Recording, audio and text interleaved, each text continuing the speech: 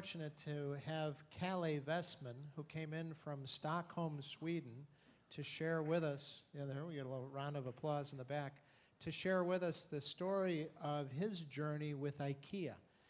Kalle's been working with IKEA for the last 10 plus years and has helped the organization go from about 60,000 employees to about 130,000 employees as they're on their march to become a true global retailer.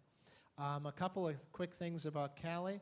Number one, I think he gets the award for traveling the farthest to get here. It was about a 9-hour flight. Number two, it is about 11 o'clock in Stockholm right now.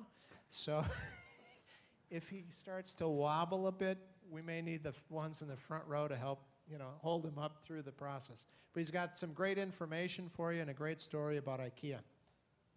Hi. Thank you, Mike. Thank you.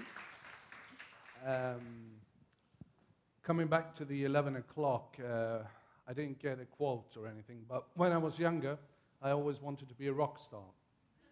And getting on stage at 11 o'clock is probably the closest I'll ever get. So thank you for giving that to me.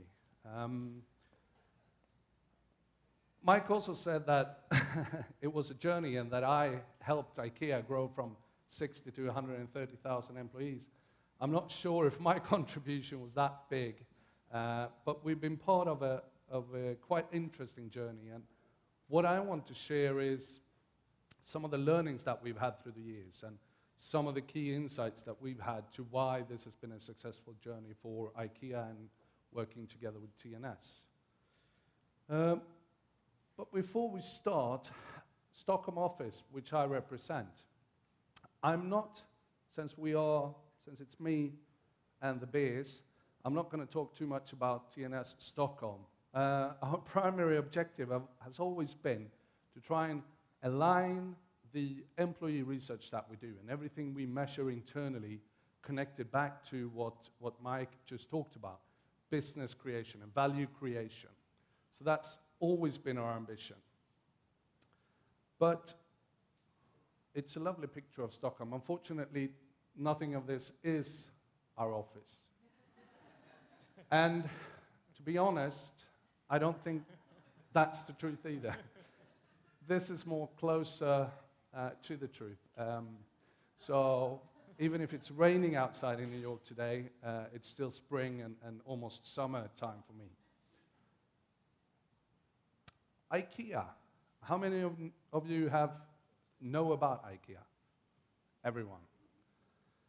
IKEA is if we go back to Tim's presentation this morning about ideas and Mike's shifting from leadership and strategic measures, shifting a little bit. Furniture sales has always been around, but Ingvar Kamprad and IKEA took it a bit further with the flat pack and us ourselves putting the furniture together. Which is very good from a cost perspective and therefore for a price perspective as a consumer. But this is a picture that actually represents IKEA very well. And why does it do that? Well, it's because it represents the heritage of IKEA. We've talked about that as well throughout the day, heritage and culture. And if you look at the brick wall building around the sort of agricultural landscape. IKEA was founded in a part of Sweden that is called Småland. And the Småland region is famous for being very hard-working people, entrepreneurial. They work long-term. If they get hit down, they get back up again and start doing it again. So piling all these stones by hand primarily so that they could grow the land. That is something that IKEA thinks also represents them. So it's interesting, and Småland was actually the largest contributor to Swedish immigrants to the US as well. It was the entrepreneurial spirit that they went to the US instead of Sweden when we had hard times. So it's that spirit that IKEA have taken and want to represent in their storytelling, in their culture that they have. So this is a picture, if you go to employee, or as IKEA say, co-workers, we don't talk about employees, everyone is a co-worker. you will see pictures like this all around the stores and where people work, just as another storytelling about who they are and what their heritage is. IKEA is today, very briefly, and I'll take you on a journey. So there is a start and there is an end. So trust me when I'm saying that. IKEA is a global company today. Apart from Africa and Central and Latin America, they are a global organization. But as you can see, majority is in Europe, some proportion in North America with the US and Canada, very little really to say in Russia and Asia, and a few bits in Australia. So still a lot of growth opportunities for IKEA. But before we go there, coming back to culture and values and heritage, Ingvar Kamprad, IKEA is still a family-owned business. So Ingvar Kamprad founded it in the 50s and is still sort of running the day-to-day business. He's 80 plus today, but still goes to the stores and visit them and talk about what is the best way to do sales on a retail floor. In the 70s, he actually wrote, and I think he was quite ahead of his time in terms of storytelling, because he wrote a little pamphlet, 12 pages or something, that is called The Testament of a Furniture Dealer, which talks about how IKEA is run and how the culture of IKEA works. So it's very, you can find it online if you want to read it, 12 pages or something. And it's very interesting in later days, IKEA have transformed that into culture and value statements. But really, it all comes back to what he wrote in the 70s, 12 pages. And if we go back to the session which was held in one of the rooms by Helen Alton, oh, not Helen Alton, JWT, we talked about behind words. And from that perspective, he gives definitions to what the words in the culture and value statement means for him. So it's a very personal approach into the heritage and into the culture and values. A couple of other things that is kind of interesting from a retail perspective is that retail is very sort of employee or co-worker intensive. If you compare it to a utility organization, you can generate the same amount of revenue with a lot less people. But in retail, you have a lot of people generating the revenue. So when IKEA talk about their business and their business idea, they say we're in the business of leading people to generate sales, to generate customer experience. So that's kind of an interesting topic or angle to it from my perspective. We started the journey, TNS and IKEA, in 2000, 2001. And it started with a new CEO coming on, it was Anders Dahlvig. Lars Geirud was the HR manager at that time. He came in and he wanted to establish a new strategy going forward. And being a privately owned company, IKEA can put forward 10-year plans. So they actually had a 10-year strategy saying 10 jobs we want to do in 10 years. I don't think many other companies here today say you can have a 10-year strategy plan that will be consistent over 10 years. But very much to that, IKEA said, we want to grow. They've already started to grow, but they wanted to grow even more. They wanted to grow in existing markets and also to a certain extent in emerging markets or new markets for them. But they also wanted to grow internally, and based on the personnel idea that they had, the HR idea, they said we want to grow the organization and we want to grow our people as well. An interesting thing, I didn't mention that, but IKEA has a business idea, and we talk about vision. People want to have something greater to work for. Within IKEA, that is their business idea of saying to create a better everyday life for the many people. And when you say that, you also say, when we have 20,000 people coming into our store on a Saturday, the day after the paycheck arrived on the Friday, that is fun to work, because then we're reaching what we're striving to reach, the many people. So It's a way of working with that. They enjoy having more customers coming in through the stores. Mike, in the session before me, talked a lot about Grow and the Millward Brown study on Grow. IKEA has had some rapid growth that is kind of interesting in this journey. From somewhere 55 to 60,000 co-workers to around 130,000 co-workers. They've increased in sales from 9 billion euros to 23, from 157 stores to 350, etc., etc. If we take the US example, since we are in the US, in 2001, IKEA had 12 stores in all of US. Today, they have 37. Approximately 4,000 co-workers, today 12.5. But IKEA have a measurement of market size. We talked about the cafe with one of you here today, if he's still here. But how do you define your market share or your market area? For IKEA, that's 1 million people. That's the basis. US, approximately 300 million people. So could we have 300 stores in the US? Probably could. Then we would be above 100,000 co-workers or employees just in the US. Why is this interesting? Well, from my perspective, I think that the strategy in itself, setting forward that we want to grow, has been very successful.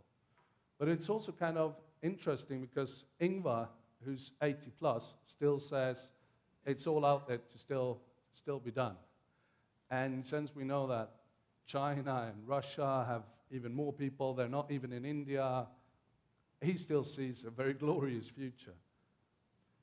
But when you grow your organization 2 times over 10 years, is that a challenge?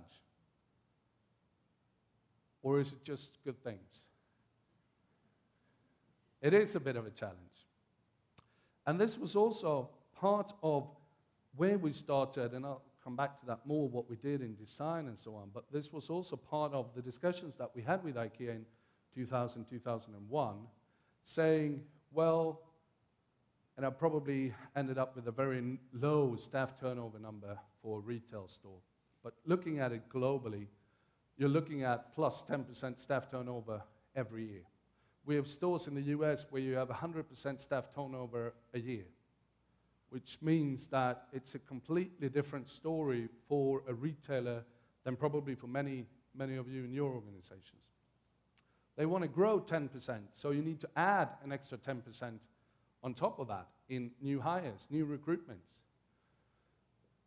We're looking at a cultural-driven organization. How do you maintain, how do you build culture and values within that? If we look at competence, yes, we want to build competence, but people are moving around all the time. We have to shift them into new roles, new positions. Our leaders, we have to move them to a new store because we're opening a new store. So you can't stay here and manage your team.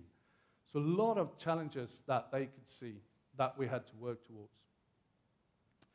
And ultimately, what type of effect do we get if we link it back to the brand ambassador presentation that Mike had before? Customer satisfaction, what happens with customer spendings?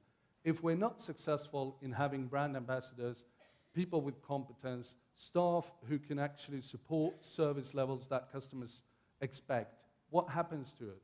Well, we're not going to grow because the customer spending is not going to be there. People will not come to IKEA, they will go elsewhere.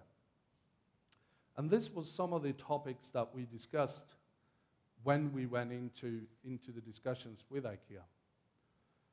I've stolen a lot of these pictures from the latest sort of yearly report from IKEA. They've taken pictures and then painted them, so I like them, so I put them into the presentation. One thing that we heard a lot about in the previous presentation was why is employee engagement or co-worker engagement and the internal world of an organization important for a business? Well, we started discussing from these areas in 2001. In 2001, if you remember, we didn't do as pretty slides as we do today. So this is a slide that IKEA have taken and transformed in later 2000 and 2001. But the areas were there, and we talked about we have people and organization who can create customer value, a customer experience that is good or not so good. So it's important to work internally to stimulate the customer experience. But they also deliver, if they believe and act upon the things that they know, they will deliver towards our brand equity, which also gives us better customer relations. And if we have happy, loyal, satisfied customers, that will generate profit to us. And if we can work effectively, I don't think ever IKEA will be as structured and process-driven as UTC, as we heard about earlier. Completely different organization and culture.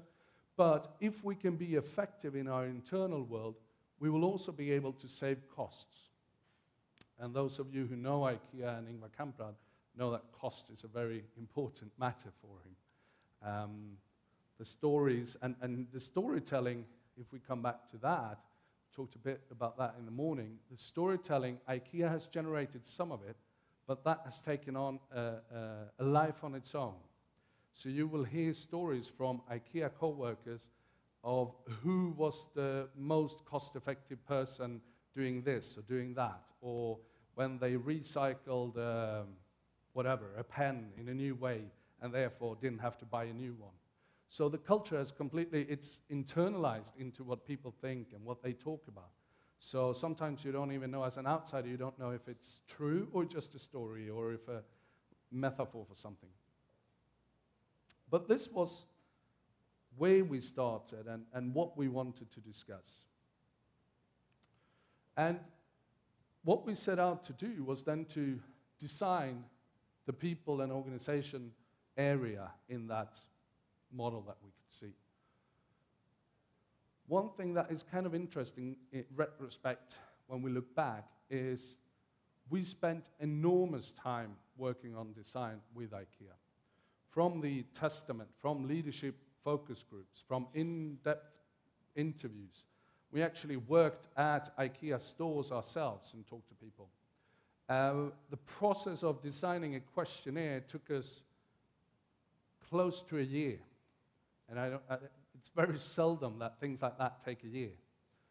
But for IKEA, it was vital that we measured things that were in line with the 10 jobs in 10 years strategy, that we could measure their culture, that we could have the business links, that we could have the customer links, and thus securing that they were working in line with what they wanted to achieve.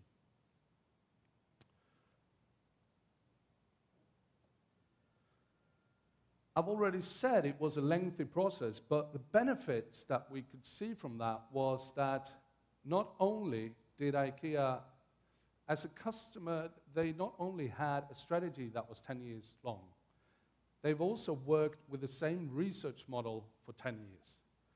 And once again, I'm not sure how many of you would work with the same questions 10 years in a row. No, you would design new ones, and you want to have new things added on. We did bits and pieces, but generally speaking, the model in itself was designed and lasted for 10 years. It had an enormous commitment from top management, from line managers, because of the involvement that we've done. So we had a lot of, we talked here today about push and pull effect. We had a lot of pull effect from the organization. They were involved, so they wanted to know what should come out of it. How can we work with the results? How can we learn us more?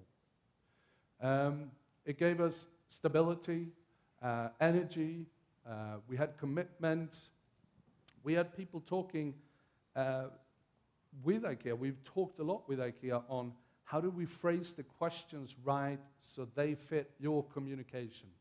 The way that you phrase things is also how we have to phrase things in questions, for instance. We had ownership, and two things in this, or three things in the bullets down here.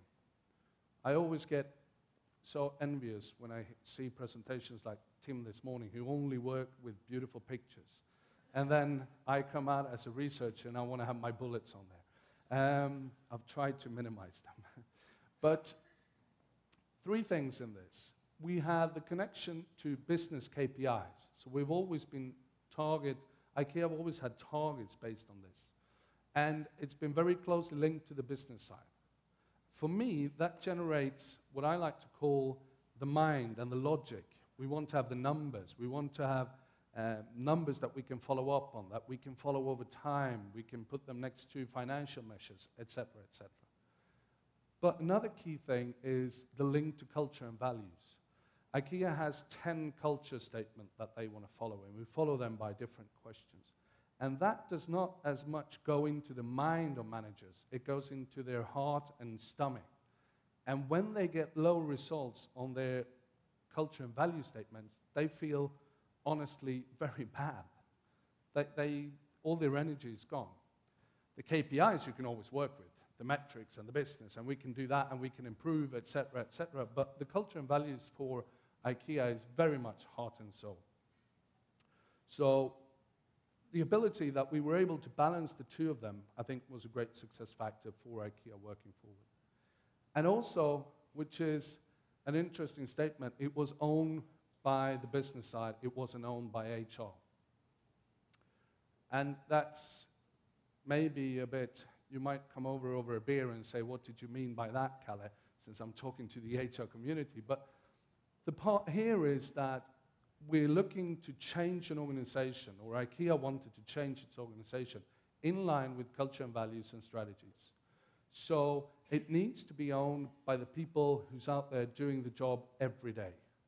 And if they understand the results, if they want to change based on results, they will do it. If HR is responsible for employee satisfaction or engagement, how are we ever going to bring change into the organization? So that was a very strong driver for the successes that we've had. And I'll come back.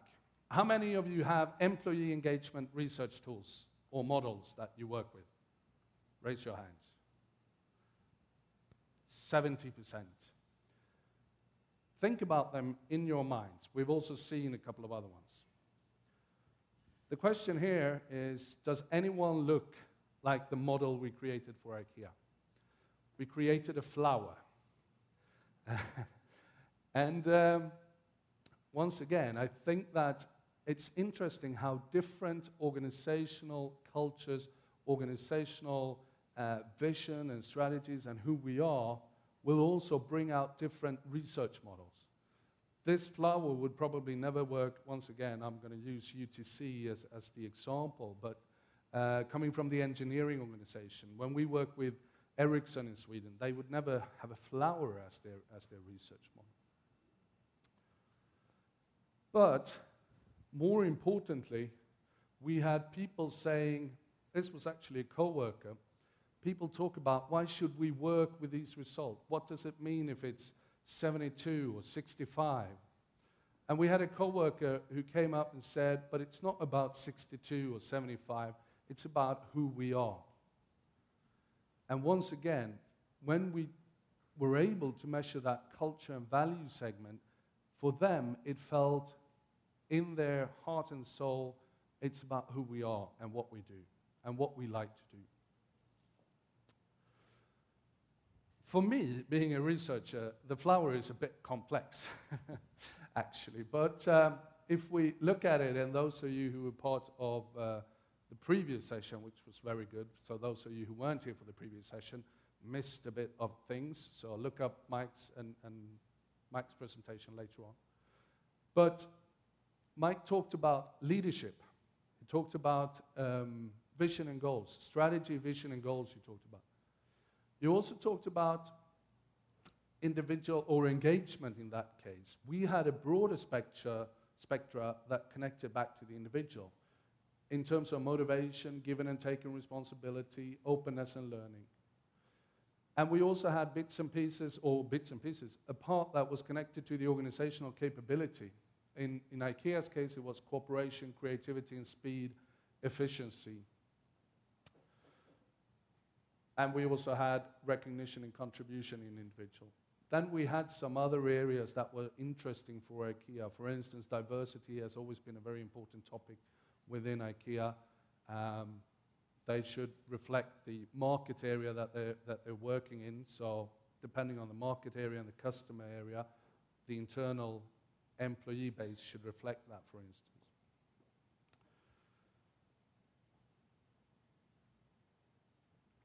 But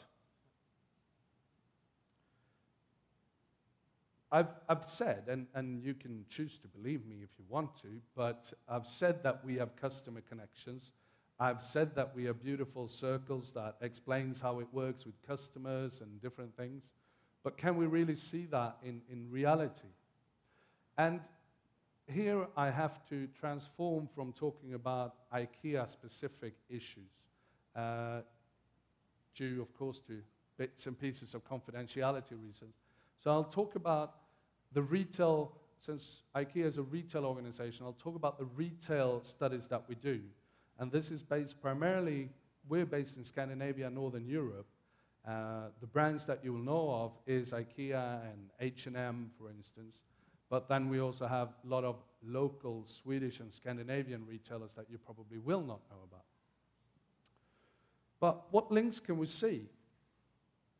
Well, we call today different research models can have different names. And the latest name that we've been using in Sweden and Scandinavia is Voice. So it's branded as Voice, the voice of the employees, etc., etc. So that's the research model.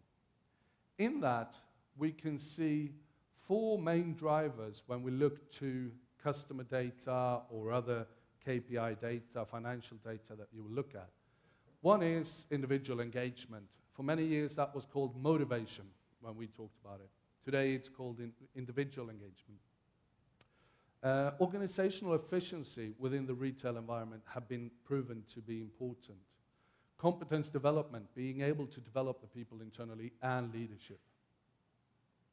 And areas that we've looked at, and we've done different case studies where you put all this data together and you try to crunch out the data and the numbers and find out where do we have the links. We've had links in customer satisfaction. We've also had it in customer loyalty, and I'll come back to that. Sales is a very interesting perspective from a retail environment because it actually can have a negative impact on customers and the internal environment. If you have too many customers coming into your store, that will give a negative effect on the customer experience in that store. It will also be a stressful working environment. So we get a negative correlation once we go above a certain sort of sales number. That more or less indicates we need then to, we shouldn't cannibalize, which we talked about on the different stores, but we can see there's room for another store in the area so we don't decrease the customer experience. So it's a very interesting case. I will not show that specifically because I have too little time. Mike said 45 minutes, and I said, can I have 4.5 hours? And we ended up with 45 minutes. We've seen connections to, or links to staff turnover. We've also had links to sickness rate, even though I'm not sure that that might be the strongest sort of validation link that we can work with, but we've seen the connections there. And I'll talk through some case in this. One perspective that we can have is working with Tim. You never had any of these slides this morning, did you? No. That's what we research people do. We have the employee side here, internal world, and customer satisfaction on that side. If we have everyone in the top right-hand corner, we would be excellent. Internal world working really well, customer world, a good mix. Really high internal scores, but low on customer, not a good situation. For some reason, we are working in an introvert or internal-focused world. So why are we there? Would be the case to look at if we ended up there. great customer SAT scores or customer loyalty scores, or SAT in this case, well, low internally would be a vulnerable situation long term. And of course, down to the left-hand side, we like to call it crisis because we want to give you big words, so you should work with it, but it's a bit of a crisis situation. Customers don't like us, internal world doesn't function. This was a country. We're looking at a global organization, and we're now looking at a country. And what is interesting with this is, sorry, thought I had an animation there, is that we're looking at the average customer satisfaction results globally. And we're also looking at the average voice results globally. This country ended up with all their stores in the excellent part of the equation. So, are all their stores excellent? Probably not. In this situation, when we look at it globally, yes, they are. But if we instead go in and zoom in on that country and say, how does it look if we take the average satisfaction scores of this particular country and the average voice results of this specific country? All of a sudden, we got units up in the excellent quadrant and down in the crisis part. Interesting here is that the CEO of this country was glad that somebody finally put the label crisis on these units down to the left-hand side. He said that's actually the right word to put for them. I haven't put it there myself. And he said, I spend 80% of my time in the crisis corner when I want to work up in the excellent, and we want to move towards the excellent. So working with areas that are more troublesome will be affecting the management team as well. So where do they focus their energy? One thing that there comes the animation that I wanted on the previous page. But we could also see that when we talked with this country and we went in to look at it, we did a more sort of, not statistical analysis on that, but when they looked at it, they could directly see we have our most profitable branches in the excellence area. So a direct link to customer satisfaction, the internal world, and how we can look at it from a global perspective, but also we need to look at it from a local perspective. One thing that will be interesting is that if we go to larger countries like the US, Germany, China, India, once IKEA arrive there, or other retailers, we will probably have to look at different regions.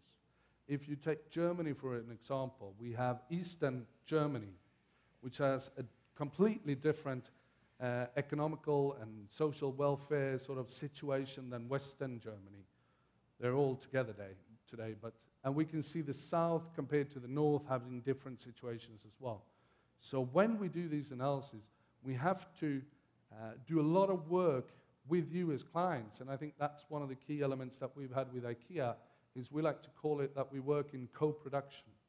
So we do this together, because you need to understand what your situation is and how it works and how your business works to understand this. Satisfaction is interesting, but more and more today we talk about loyalty. That might be willingness to recommend to a friend, it might be likeliness to shop in the future, would you come back, questions like that. What we've seen here is that, and I'm not sure, do we have any retailers in the audience? Not really? One thing that is extremely important in retail when we measure customer satisfaction is the time you have to wait at the cashier line. So if that takes you 10 minutes, you will be very upset. If it takes you 2 minutes, you're quite happy with your shopping at that retail store. So that's an important factor when we look at the customer satisfaction scores. But when we look at recommendation or likeliness to shop in the future, the loyalty, that is not important at all. We have already forgotten about the waiting time in the cashier line. We want to have a good experience with the staff or the co-workers. We want them to be competent, we want them to be available, we want them to help us with our shopping experience and have good service. So we want these Southwest Airlines people working with us.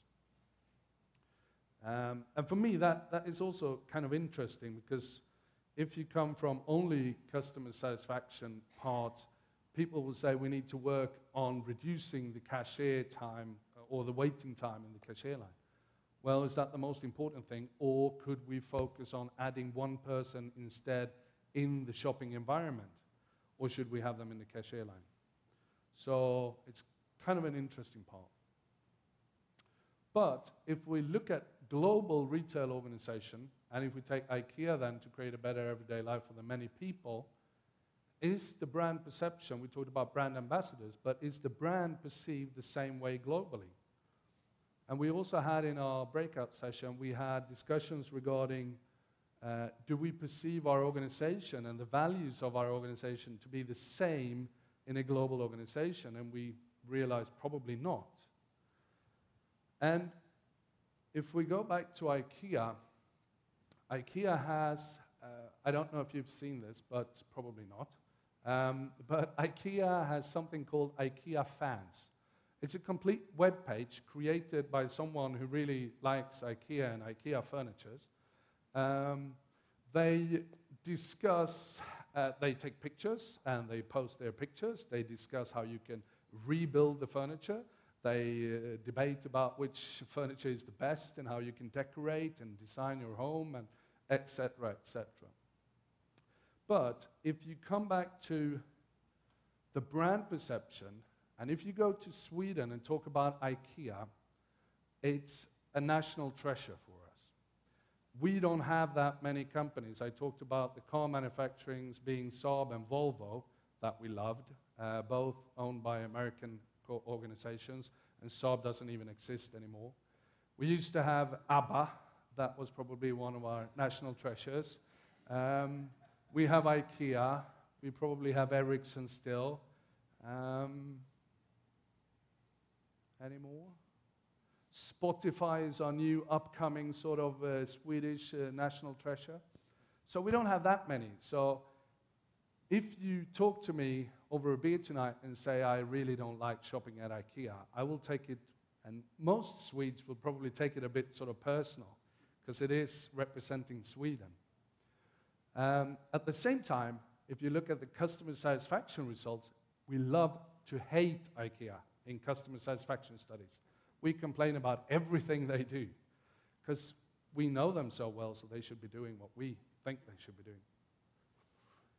When IKEA came into the US and we did a study on this, I think they had something like 15, 18 stores in a country with 300 million people.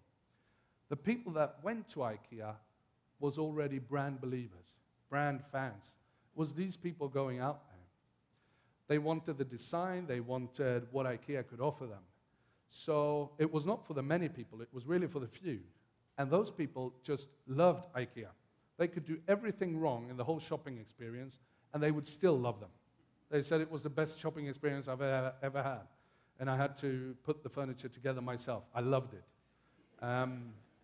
So when we talk about brand and we talk about this mixing different measures, we also have to understand what is the brand perception in that country. Can we look at it globally? Should we look at it globally? Should we look at it locally? What is the effects of these things?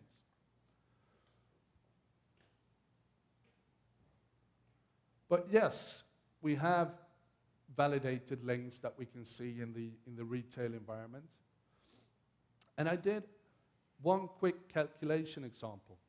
And you can tell me if the numbers are right or not, but I put in one recruitment would cost $1,000 US.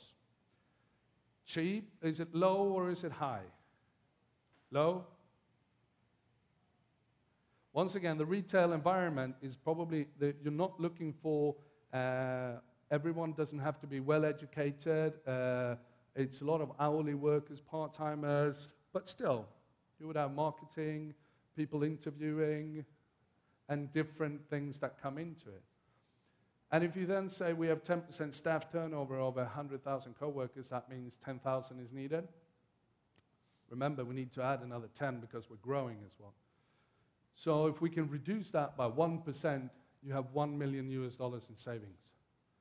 So if you can come back and say, I have an idea on how we're going to save $1 million, you'll probably get a lot of attention from your management team.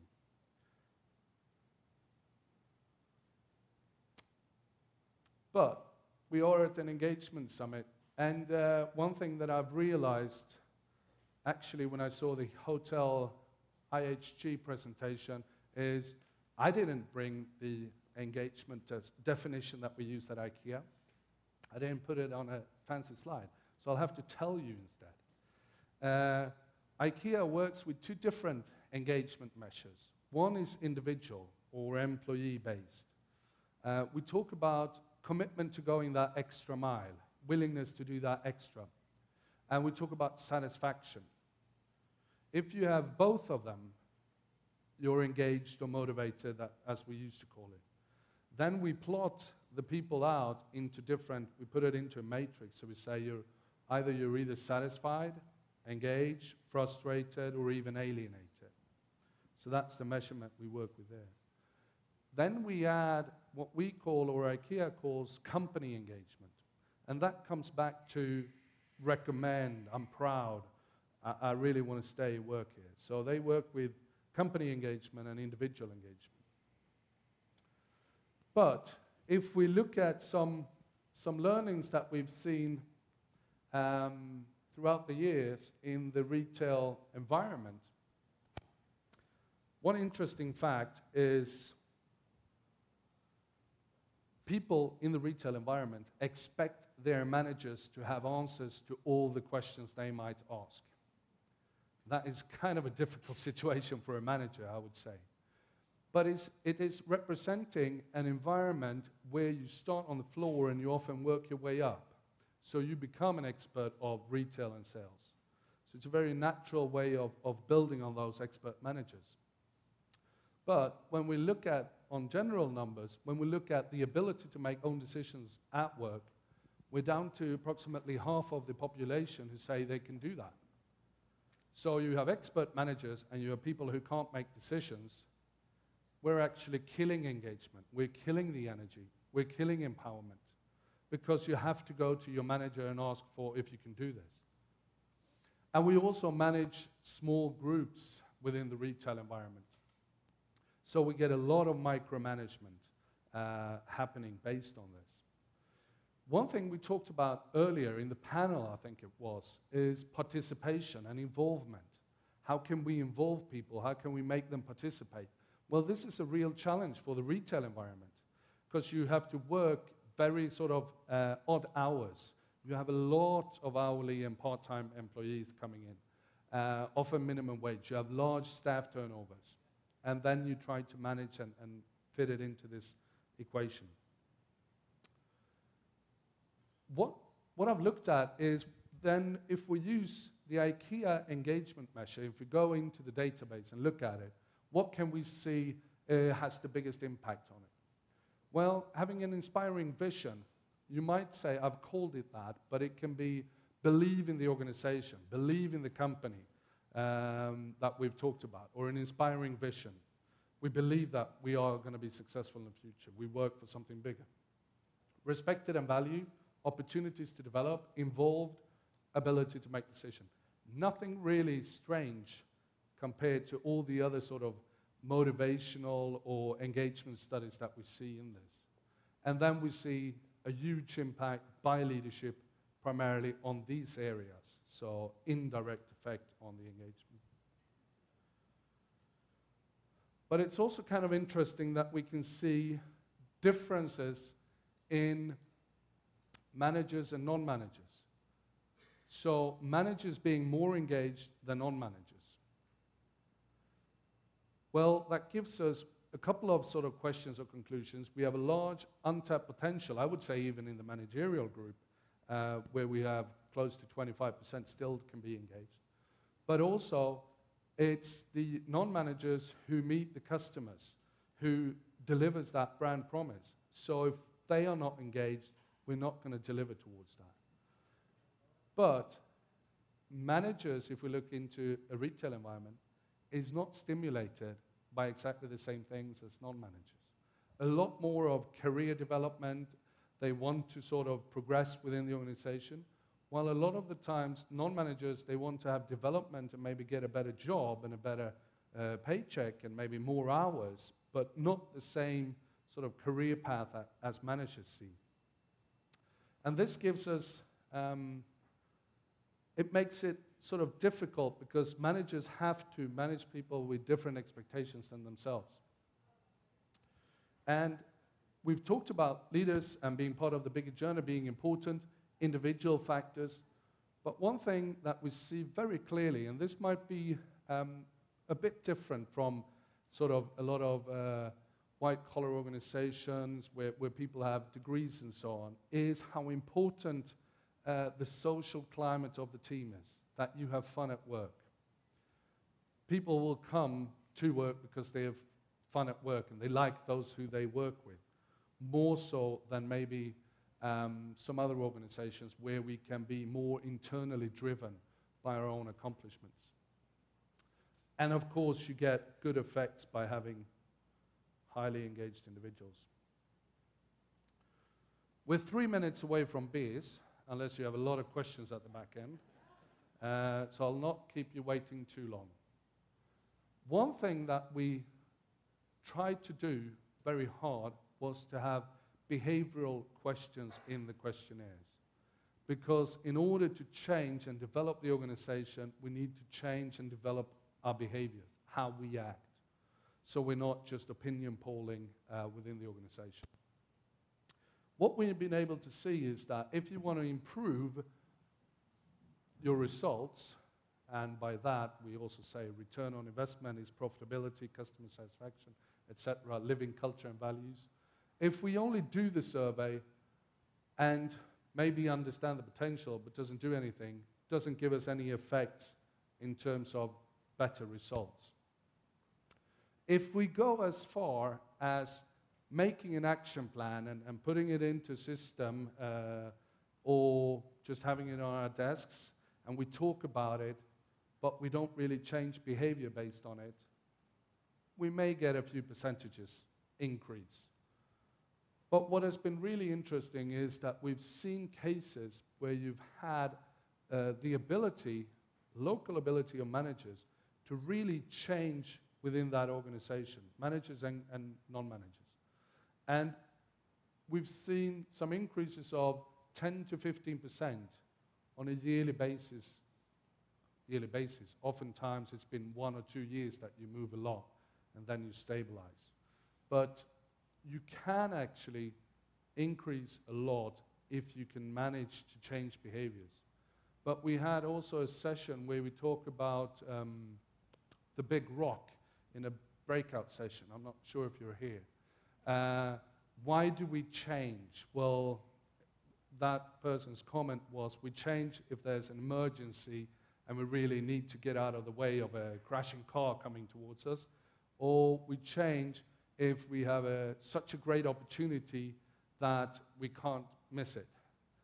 So what we have to consider is, how do we make people change behaviors?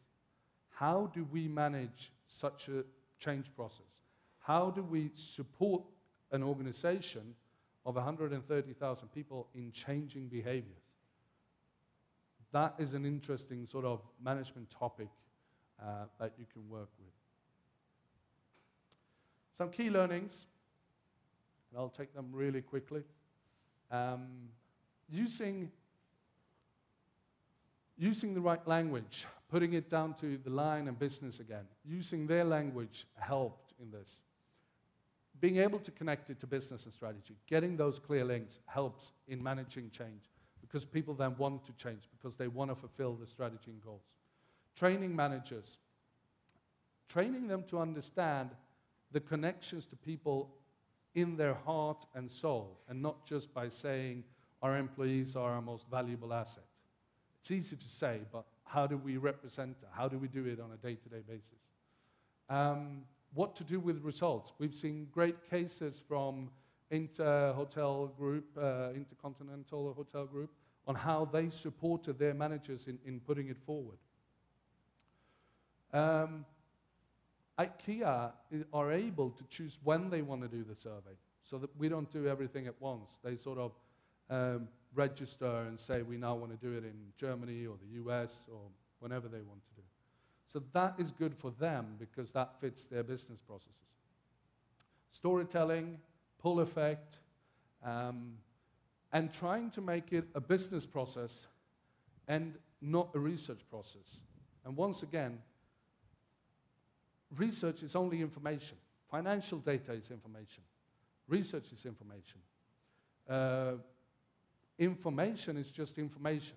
It's what we do with the information and how we put it into a context that is interesting. And I'm the biggest non-seller of research I think I've ever seen. It's just information. It's important information, but one thing to finish off, one thing that we have seen was a very successful thing was the design process that we put in. Sometimes when you work in projects, you talk about project planning is 80% and then you can execute it 20%. I think that when you design a questionnaire and a research model, don't just make it a questionnaire and a research model. Think a bigger picture and put the effort in there because it will give benefits at the back end. It gives ownership. It gives top management commitment. We also had co-production, which I think was a big success. We worked together on trying to build new case stories, keeping it alive for 10 years. We could see the links to customers, and it's been delegated to all the line managers and not sitting in a group HR office somewhere.